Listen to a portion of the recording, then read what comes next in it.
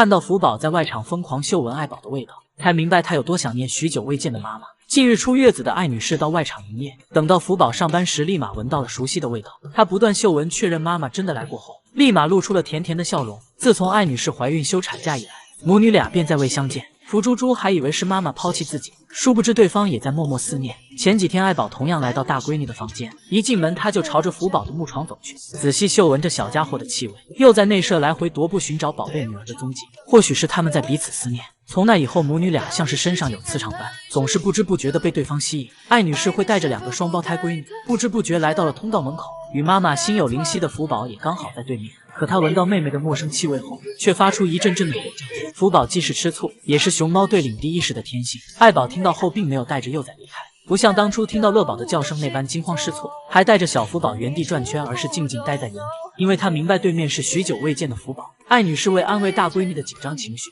会发出温柔的咩咩叫，即便江爷爷一直在喊她回家。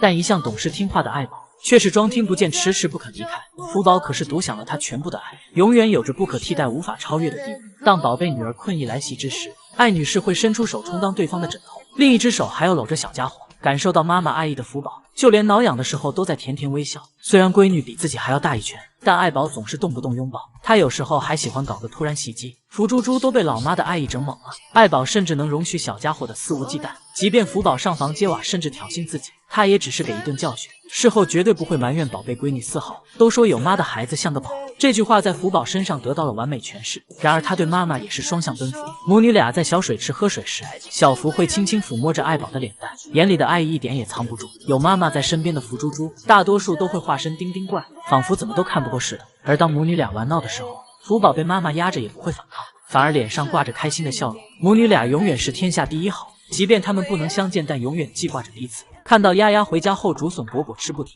才发现她彻底摆脱了孟菲斯的阴霾。今天北动准时更新长公主动态，而这也是鸭宝23年最后一期吃播，能看出丫丫的心情很好，竟调皮的镜头玩起捉迷藏的游戏。只见她躲在椅子后大口吃笋，丝毫未发现自己早就暴露无遗，而上一秒还抱着大头笋大快朵颐的丫丫，下一秒就吃上了美味窝窝头。或许是很合她的胃口，都把鸭宝香的开始吧唧嘴了。本以为长公主的吃播到此结束，没想到她又看上小篮筐里的果果，而奶爸奶妈为方便入口，还贴心的帮鸭宝切成了2半，并且丫丫不仅有美食相伴，小鸟们也在为公主鸣唱，享受美好生活的她惬意十足。就连朵朵也在微微晃动，表达着开心。如今白白胖胖又活泼灵动的她，完全看不出从前饱受摧残的影子。那时候的丫丫身处异国他乡，不仅没得到身为国宝的一丝优待，甚至还要每天忍受着饥饿，因为孟菲斯不肯给熊猫吃昂贵的新鲜竹子。鸭宝的食物不是干枯的竹竿，就是老美限定款的冰坨坨蛋糕，所以他经常在凌晨饿得睡不着，只能一遍又一遍的在垃圾堆翻找，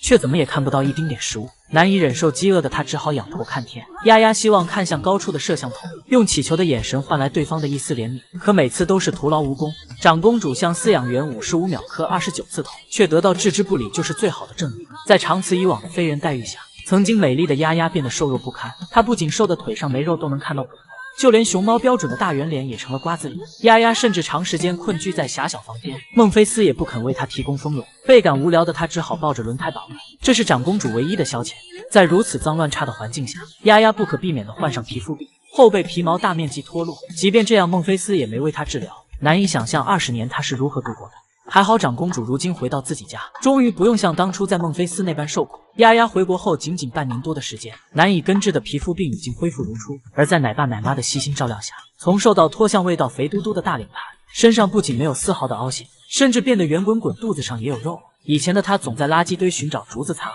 现在却真正实现了竹子自由。在家的鸭宝想吃多少有多少，各种果果和窝窝头也是换着花样来。如今的丫丫眼里有光，脸上挂着笑容，也终于完成了真正的蜕变。萌兰登上读者开年封面，阳光开朗大男孩有多会讨人喜欢？只见萌儿和小鸟相伴的插画岁月静好，粉丝们见状纷纷去报亭购书，萌兰更是凭此登上热搜。真不愧是熊猫圈的顶流男明星，可顶流也不是那么好当的。正因为这小子积极营业又治愈粉丝，才能被万千两脚兽视若珍宝。萌儿对世界充满着浓浓的爱意，善良的他对粉丝的要求可是有求必应。只见游客用手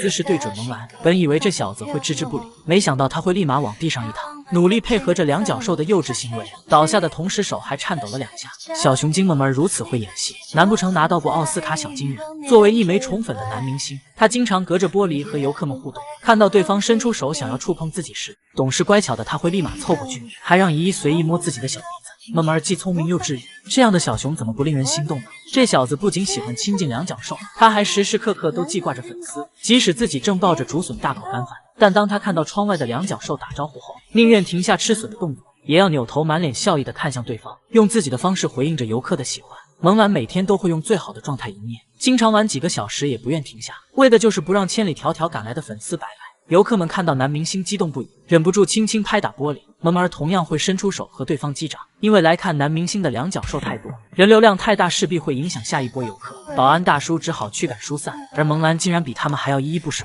他扶着玻璃一步步走向粉丝，最后还急得跑到角落。萌萌儿试图看两脚兽最后一眼，然而萌兰俘获人心的方式还不只是懂事治愈，更重要，他能为姨姨们提供情绪价值。谁不希望身边有个幽默的小熊呢？这天萌萌儿刚出外场，仅仅巡场不到1圈就折返回家。正当粉丝们失望之时，他突然露出熊头向两脚兽走来，不过没一会又回到内舍。他就这样进进出出来了3个回合，游客的尖叫声和失望声此起彼伏，都快被这小子搞成精神分裂了。看到游客被自己戏弄的样子，得逞的萌兰笑得都合不拢嘴了。萌萌儿为了耍宝逗游客开心，甚至不惜吃草卖菜，还时不时的翻白眼偷看，希望有粉丝注意到正在表演的他。萌萌儿如此宠粉又治愈人心，难怪能凭一己之力带火星代言。